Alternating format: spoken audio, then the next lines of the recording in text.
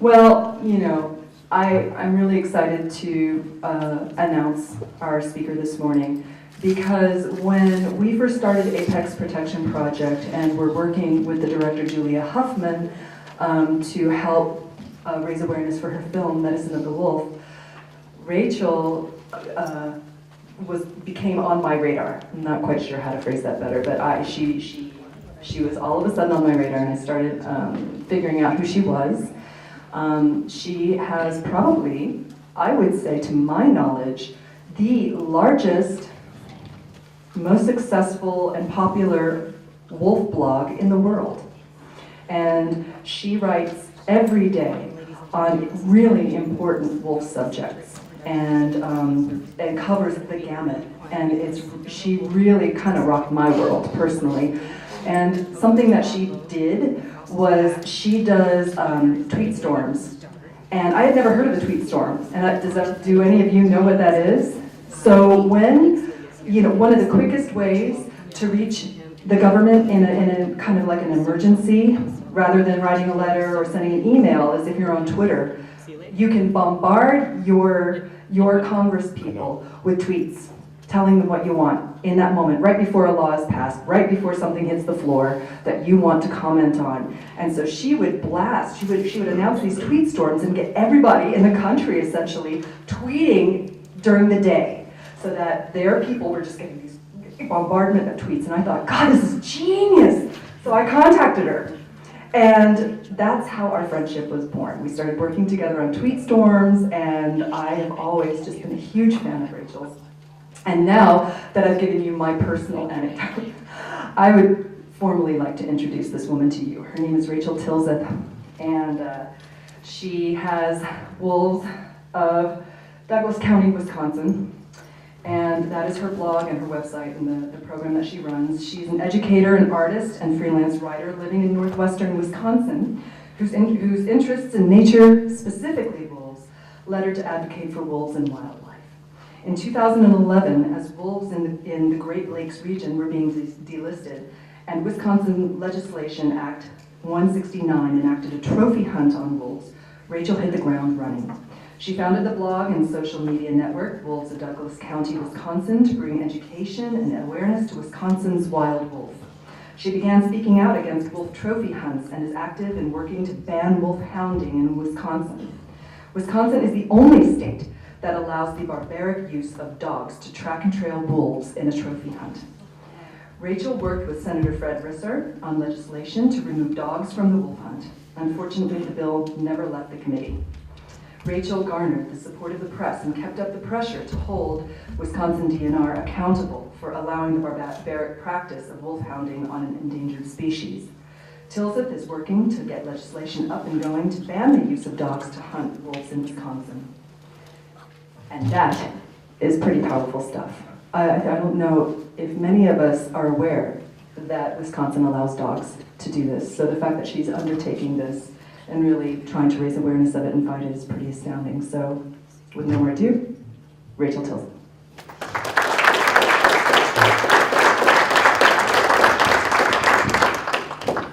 Thank you, Paula, for that touching introduction. So, I am from Wisconsin, yes, but I'm starting a new project because I believe storytelling and filmmaking is the new way to tell the stories of wolf advocates.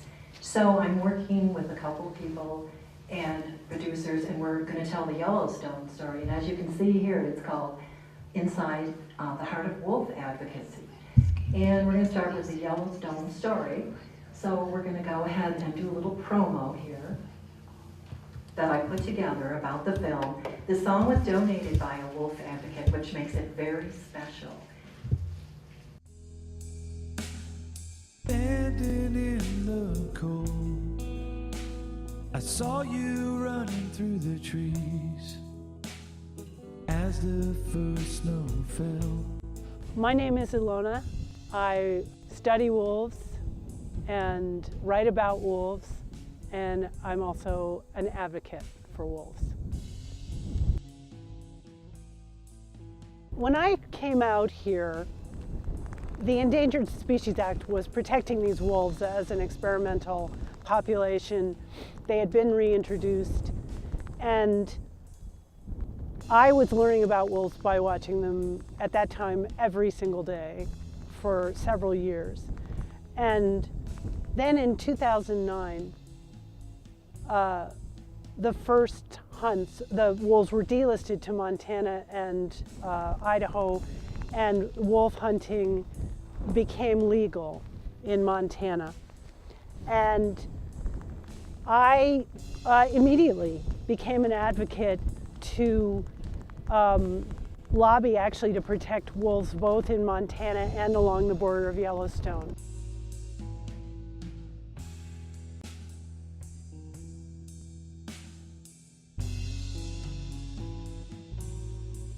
Most of our efforts come from being business owners and actually making a more economic argument to the state. The fact that we pay taxes and we hire people, we provide jobs, has a little bit more resonance with the state in terms of how things end up being managed. So we come at it like that first. Secondarily, we like to organize around our community, find like-minded people and combine our voices in a way that suggests, hey, we have a powerful movement here. We're local, we're grassroots, no large national advocacy organization is telling us what to say. We're coming to the officials, to these agencies that manage wolves, and suggesting they could be doing this a different way that benefits us more or hurts us less. And those efforts are through groups like Bear Creek Council, which is an affiliate of the Northern Plains Resource Council that's been very good for decades at organizing local communities around the issues that they fight for, that are of interest to them. So through Bear Creek Council, we've been able to sit at the table and be a part of the discussions over these real critical resource debates.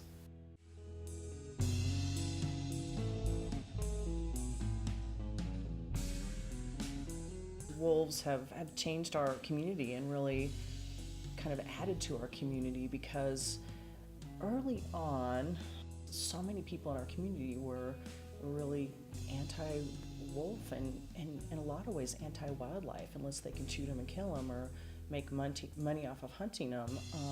And that's really changed a lot. A lot of people kind of came to this area that love wildlife, and it's kind of shifted the way the feel of Gardner, our little town here, is, and yeah, it's brought a lot of prosperity to our town, yeah, and the outlying area.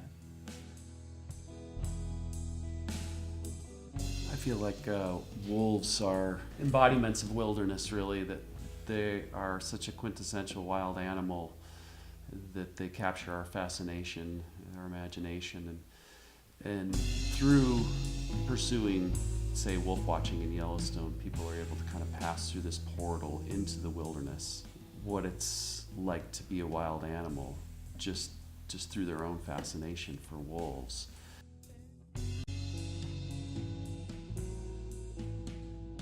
I don't think it's right to be hunting, particularly wolves coming out of Yellowstone, because of what we learn from them, because they are teaching us about their kind, but also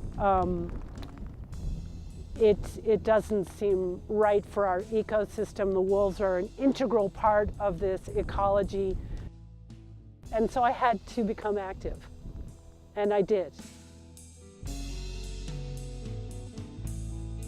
Conservation is trying to give these animals a voice in the debates we have over how they're managed outside the park.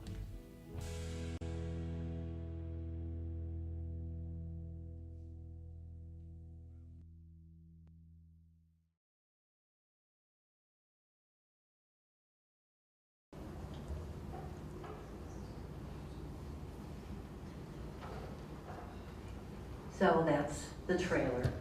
It's kind of a proof, and we're working on it. So how many of you out there are wolf advocates? I know it's a silly question, but raise your hand. How many? So this story is the story of, I study wolves whoops, and write about wolves. oh, it's replaying.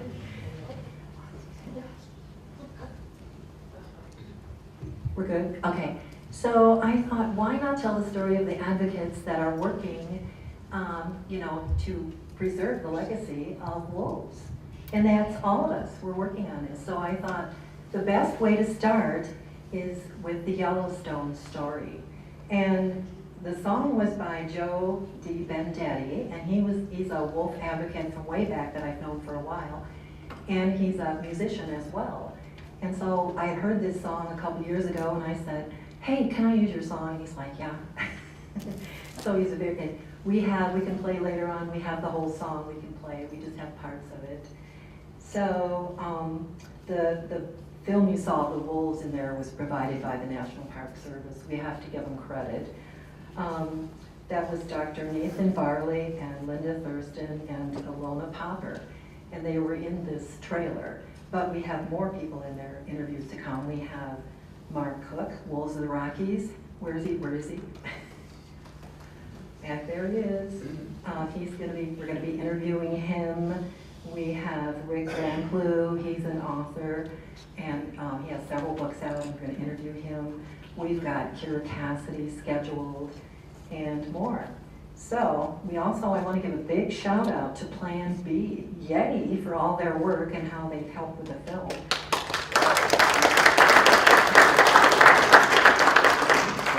They are our fiscal sponsor, which means when you make a donation, it's tax deductible. Also, 5% of your donation will go to help their mission. So it's really worthwhile. So thanks, Betsy and Timon. Thank you. Okay. So I have more information. It's at Wolves of Douglas County, Wisconsin blog if you want to find out how to donate, or go to Plan B's website, and it's under the news, right? Yes. And you can go make the donation there. So this is a film that's going to take about a year to put together, and we need funding. So if you want to donate, go for it. So now I'm going to go into talking about Wisconsin wolves. So I've got to get my clicker, and this is the first time I've used one of these. So I just hit it up. Okay, good. So I'm actually been working with wolves in Wisconsin since the year 2000. It was one of my passions to learn how to track wolves. And Adrian Wydeb, the wolf biologist at that time in wolf recovery in the year 2000, had developed a plan to involve trackers, volunteers. So I signed up for that. And so I've been involved in this since 2000. So here you see this little gray puppy, this gray wolf puppy. He's actually from Wisconsin. I wanted you to see what they look like. So there you go. So I'm going to talk a little bit about the past, the present, and the future of the wolves in Wisconsin. So I'm going to move on to the next slide. A little bit of history with Wisconsin wolves. Gray wolves, or timber wolves, have existed for 10,000 years in Wisconsin. Settlers arrived in the area, and there may have been 3,000 to 5,000 wolves in the state at that time. But a state bounty was placed on wolves in Wisconsin in 1865, and that lasted till 1957. So in 1957, wolves were listed as protected species, but by 1960, it was considered extinct. Isn't that sad? They're just gone. So wolf recovery began, so I'm going to talk a little bit about that. A young man, Dick Thiel, then a young man, a student studying biology at the University of Wisconsin-Stevens Point, found evidence of wolf packs that were establishing in northwestern Wisconsin. They were coming through the Minnesota border and into Wisconsin, and he found evidence of that. He was just a student, but he went up there and snowshoed and looked, and he finally found them. So then, since wolves were on the endangered species list, they had to give him a desk. with the DNR, and they weren't happy. So that started the Wisconsin Wolf Recovery Program. In the late 1970s, they started it. So he was responsible for monitoring, colonizing wolf populations that were in there, trap, collar, and monitored radio wolves, preparation of annual reports, and a recovery plan, and all of the public relations work that went with it. There was a lot of that. Here's a little history of wolves, how they kept them listed. Thank goodness for Humane Society of the United States, the savior of wolves in Wisconsin, because they kept going to bat for them and keeping them listed. So here you can see some of it, 2005, 2007, and on. Here's another sheet. So there was quite a bit. But here's the sad news. In December 2011, U.S. Fish and Wildlife Service issued a final rule delisting the gray wolf in the Great Lakes. So there were decades of Wisconsin wolf recovery. I became involved as a Wisconsin volunteer winter wolf tracker in 2000. So when I began as a volunteer, there were only 66 packs. Does anybody know how many there are in Wisconsin right now? Yes. 955. Yes. How many packs? 232 right now. And that was the winter count, the winter count for last year. They're doing another one that will be coming up. They'll release that in June. And it's, this is the minimal count too. It's done over the winter, so there's no puppies in there yet. But there's a lot to it. So 3 ways that they were monitoring during wolf recovery was winter track surveys, which I took part in, and then radio telemetry and summer wolf howl surveys, which I'm going to tell you about later. So, like I said, I began tracking wolves in the year 2000, and I was assigned a tracking block in Douglas County, Wisconsin. Now, I don't actually live there, but that's where I was tracking. So I monitored 2 wolf packs, the Bird Sanctuary and the Crotty Creek packs. So I want to tell you a little story. Wolves are smarter than you think, and I learned that through experience. So I also want to explain my logo there. That's a drawing I did of my favorite wolf, White Eyes. She's something really super special. So I would spend all of my spare time out there tracking wolves. I would learn my territory, driving through during summer and winter and getting to know the whole territory. I got to know the wolves. The first time I saw White Eyes, she was brand new in 2000, and so was I. So we were starting out together, you could say. She took over the pack, and she crossed the road in front of me.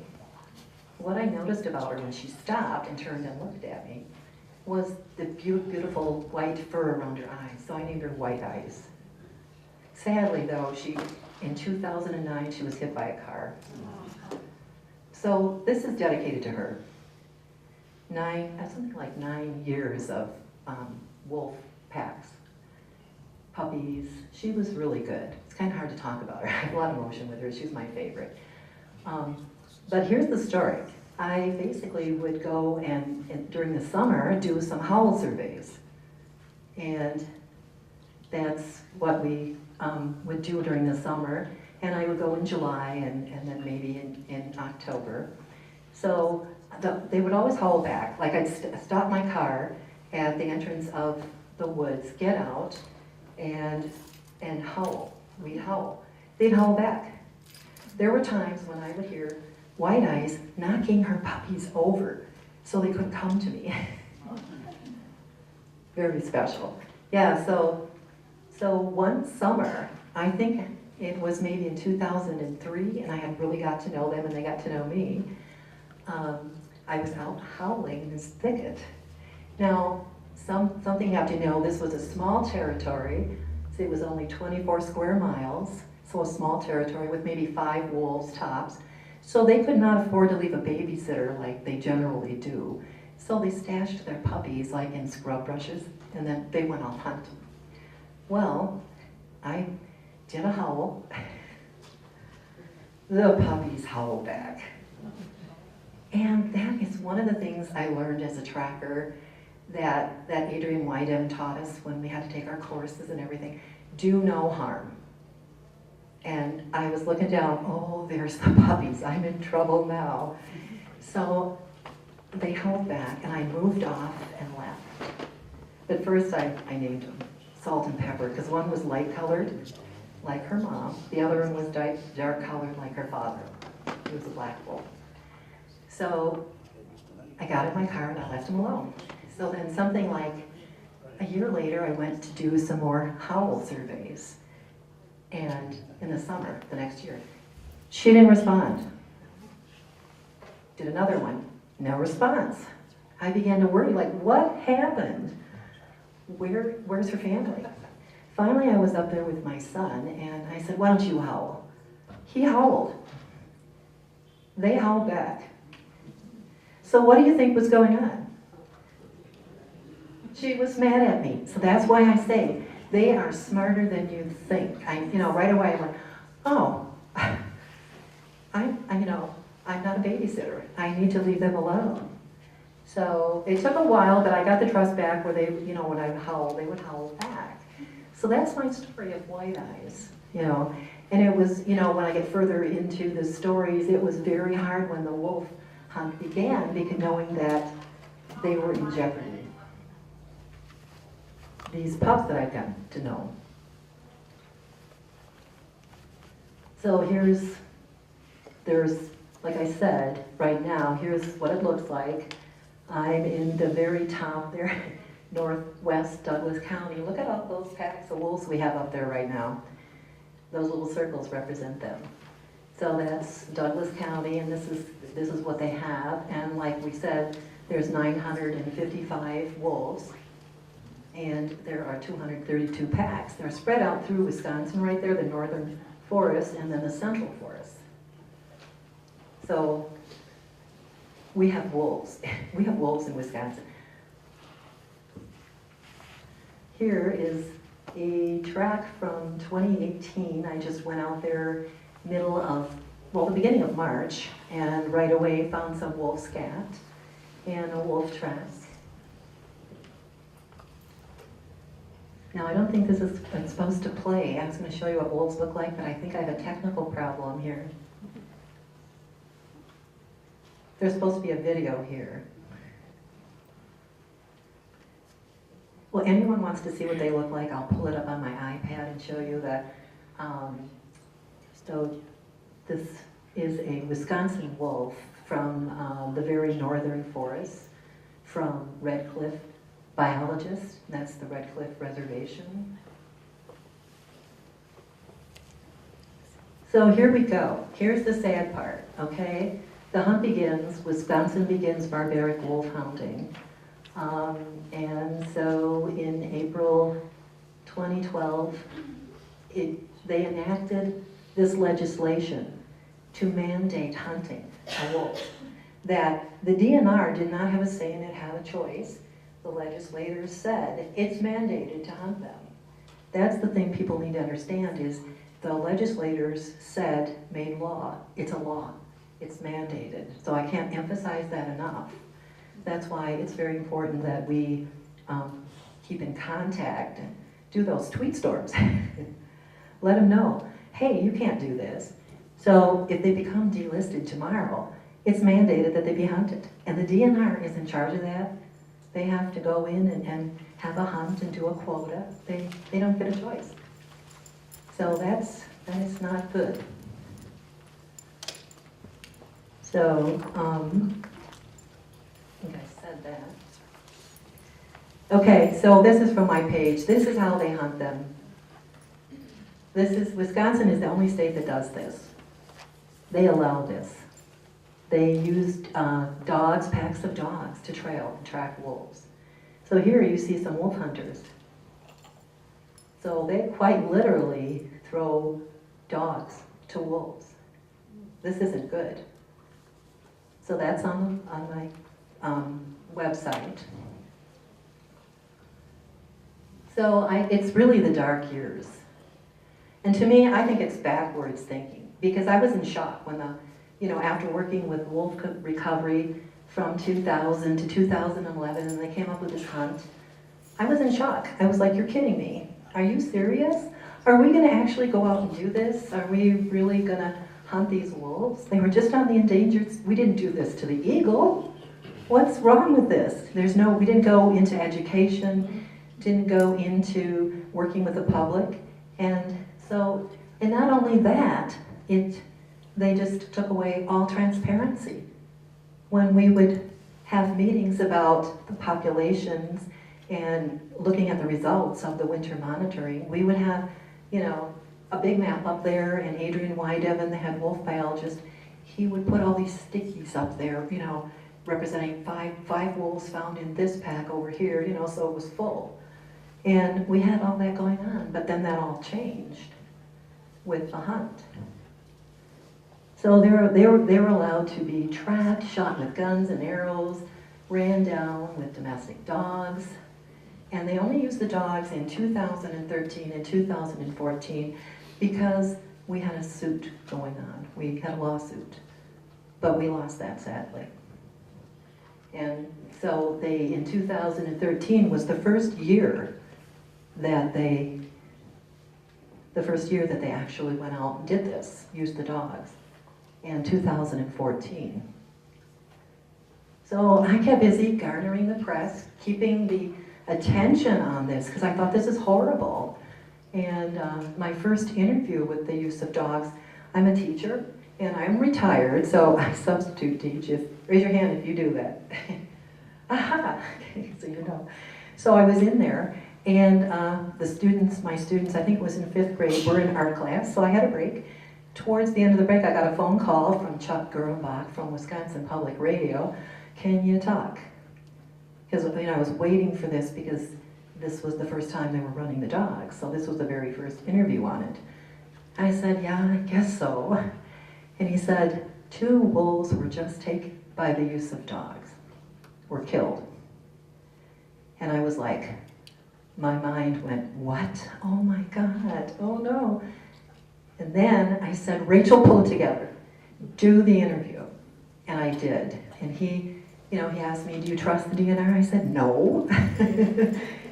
Well, who's gonna monitor them, out there and find out if they're it's illegal. Let me back up and let you know, it is totally illegal to run hounds and have the hounds attack or engage any wolf or any wildlife. That's illegal in Wisconsin. You can track them and trail them, but you can't allow your dogs to fight with them. So we thought, well, this is dog fighting, and is the DNR, are we going to be able to monitor that? So that was my fear. So that was my first interview, and I think I've had close to 200 interviews since. So keep it up. That's what you need to do, is keep the press's ear. So through the years of the trophy hunts, there was in 2012, 2013, and 2014, I attended a lot of public hearings. A lot of wolf advocates went in because they would come up with saying, okay, the Wolf Advisory Committee in Wisconsin, DNR, which was stacked, by the way, with hunt clubs, there was only maybe 3 groups that were pro-wolf, the rest were anti-wolf, and they would come up with a quota. And they would say, okay, we have to have a public hearing on this. And so then we all went there, and they'd always want to put it up really high. And we went and said, no, and brought it down. How many of you have attended public hearings? Good for you. Keep it up. You've got to keep that voice out there. So, getting the attention of the press, I was also in a couple debates. This was one I was at a public hearing, and I caught this going on, and I contacted the press right away. I emailed him, I messaged him right away and I said, Chuck, did you hear her say this? Because the DNR secretary, she confirmed that wolf hunt opponents were removed from the committee. And yeah, she wasn't letting us be in there because she said it's hard to run a wolf hunt with opposition. No kidding. But then, so this was I was in Rhinelander, way north, so I had to travel like 2 hours back to my home, and Chuck Grumbach, he said, well, can I get an interview? I said, yeah. Well, I'll have to make sure I'm not in a dead zone. But he called me, and I gave this interview. So you have to, in advocacy, you really need to be available for interviews at any moment. I think I've made that clear, you know. It doesn't matter. You have to keep on top of this. Keep a good rapport with the reporters. A lot of times I helped them find things, help them with a story. That's what you need to do in advocacy, is really help them. Here's the anti-group. Okay, there is the Trappers Association in there, the Bowhunters Association, Wildlife Federation, Wisconsin Wildlife Federation in there. Oh, Ag is in there too. So those are the guys. I would go to these meetings, and they would literally, I wrote blogs on it if you want to go back into my blogs. It was comical. It was basically comical because they were sitting there trying to get their way. They didn't get it. They didn't understand the numbers. All they kept saying was, you know, you promised us we could hunt them once the numbers were up, once they were off the endangered species list.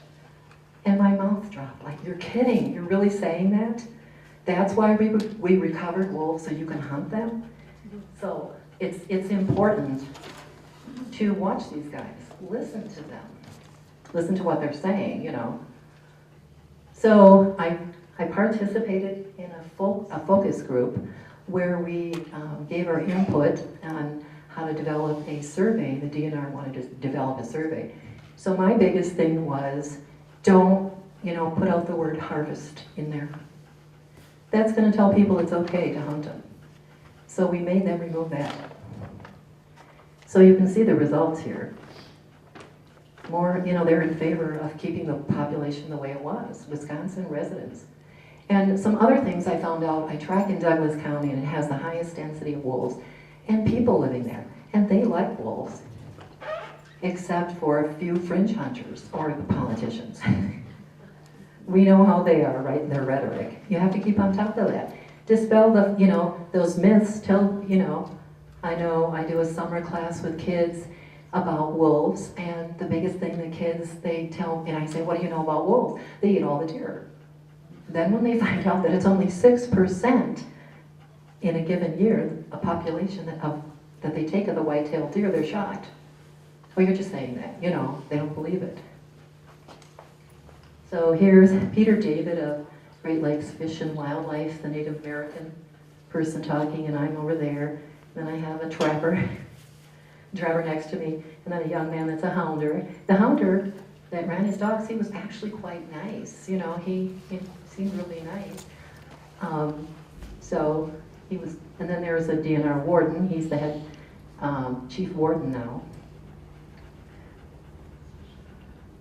So like I said, I sent out a press release, and you know, I talked about it. I told the press, every time there's a major event, send out a press release. Tell the press that you're ready to talk, you know, and get that out there. Then make sure you've got your talking points and that you're ready. Because there were times when I would talk to the reporter for 20 minutes.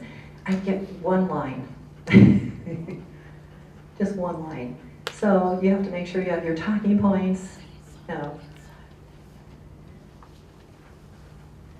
Now this young wolf lost his battle the hunt in 2014, and the use of dogs was how he was taken out. When I saw this, I immediately called the tip line and said, you know, can you investigate that wound? Were the dogs on him and chewing on him or engaging him? So they did investigate. So that's another thing that you should always do is, you know, check the laws in your state, DNR, when they do have a wolf hunt, and make sure that you keep up with what they can do and what they can't do, and then call them on it. So then, 2014, in December 19th, I will never forget that day, wolves were relisted in the Great Lakes. Does anybody remember that? Yeah, Christy, I know you do, yeah. Yay! That was, I'll never forget that day. So here I want to talk about little statistics. There were, this comes from their own website, DNR website. These are the total losses and at least 520 wolves were killed in the period between 2012 and 2014 in Wisconsin. In just one season, Wisconsin's wolf population plummeted 20% with 17 packs, disappearing entirely. So that's not good at all. And it was 35 were taken with dogs. So you can see the statistics there. So I think that's the end of that's the end. Blank screen. Do you have any questions? Does anybody have any questions? Yes. What was the rationale behind the dog hunt? I mean, was there anything in the non-transparent that you could figure out? The bear hounders helped with the legislation. Wisconsin Bear Hounders Association wrote the legislation to use, so they were a big proponent of the use of dogs. So that's how that got in there. Special interest. I'm going to try and so everybody can hear each other. I'm just going to use a mic here. So I'm from Minnesota, and when I talk to people, you're my neighbor, and they say, oh, those wolves, they gotta go, they're decimating the elk population we're trying to reestablish.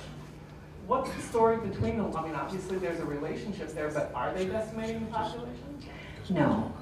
I know that, I can tell you from experience, I think it was in 2000, no, I don't remember the exact year. Do you remember that, Carter, do you remember the year that they put the elk in northern Wisconsin? You don't know?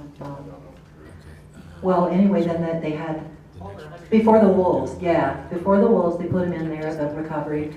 And they had, I think maybe 70, I think. They were waiting for the wolves to split the herd, because it was better that they split the herd so they would survive. And the wolves finally split the herd by killing the bull elk. So that was a good thing, split the herd. So they're not they're making them stronger. But that's the rhetoric you hear from people, and you've got to be ready with the facts.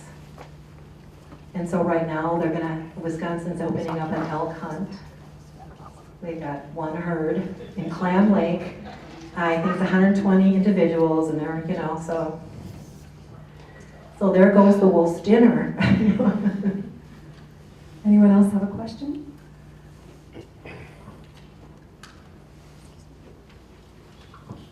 How many domestic dogs are dead because of this not very thought through hunting practice? Well, during when they were using the dogs during the wolf hunt, they did not have to report their dogs if they were killed. So we couldn't keep that statistic. I kept pushing that. I said, why can't you tell us that? We need to have that in there. But I can tell you now that they have a problem with the Wisconsin bear hunt when they use the dogs. What happens is they do this. They start running them in, I think it's June, they'll run their dogs just for practice for about a month. What they do is they run them right through rendezvous sites. That's where wolves put their puppies, and so then they're going to be wolves are going to protect their puppies. And so what do you think is going to happen to that dog? I think 2 summers ago when there was they removed some of the regulations for the hunters for bear hunting, for training. And I went up to Douglas County, to White Eyes territory, because there were two of her generational pups, that were taken out to dogs, hunting dogs. And so I checked it out. One spot was right near where I found the puppies that time that I told you about. The other one was on the road where they crossed. And White Eyes was real tenacious. She was known for protecting her pups on this West Mail Road. And remember that, this was before the hunt, during recovery. the bear hounders would get really angry because they would lose dogs to her over and over. One time I was up there and I had a hounder come walking up to me, he knew who I was, holding his dead dog. And he was very angry. And I said, I'm so sorry for the loss of your dog. That's terrible. And I said, but did you look at the website because they had warnings where pups are being stored because the DNR did their part. But yeah, and they didn't. Anyone else a question for Rachel? Any questions about the film? Coming on over. Oh, okay, here we go. I'm curious about the size of your wolves in Wisconsin and the size of the packs. It sort of seemed like they might be smaller in both cases versus like Yellowstone wolves. Oh yeah, indeed. Much smaller than maybe 90 pounds at most, you know, to 110, you know. They're very tall animals, of course, lots of legs, you know, because they trot. They love winter, so when you see them, you definitely know that they're a wolf. You know, how many of you seen a Wisconsin wolf? Good. Okay. Okay. Any more questions? Yes.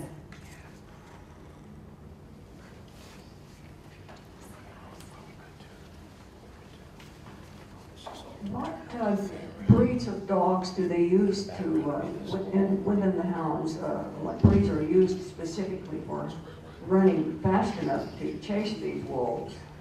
Well, they use bloodhounds, you know, regular hound dogs for hunting, bloodhounds, and some other, you know, specifically hound dog breeds are used. So listen, they do have the endurance then to keep going fast enough to catch up to the wolves, because we know they can really run pretty fast too. Well, what they usually do was they figure out where one wolf is, and then they release the hounds on the one wolf track, so they at least weren't going to be attacked by the whole pack. So that's usually how they did it. They just run on one animal. I was just curious. And they wear them out. They actually would wear the animal. They run until the wolf, down. yeah, will wear down. And Thank you. So Rachel, you know, obviously this event is to raise awareness about the issue of wolves all around the country. So my question is, you know, as well as supporting the film so that you can finish it and get it out to, you know, to the public, how else can we help you with your mission of protecting wolves in Wisconsin?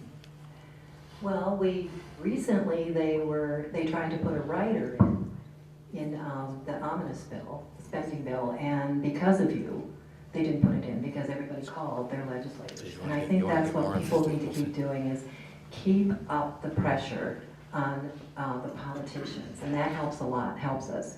You can go to my website, Wolves of Douglas County, Wisconsin, and you can comment. I have Facebook, Twitter, when you got Twitter, and Instagram, and just share things. Just share things. That's how you can help. And if you want to support the film, like I said, go to the website. It's got a special blog on it, and you can find out how you can donate there. And you know, we want to keep track of your donation too. You know, so you let us know you make a donation, and we'll get your name in the film somehow, titles or something. So thank you so much. Let's all give a round of applause for Rachel. And so while we're in the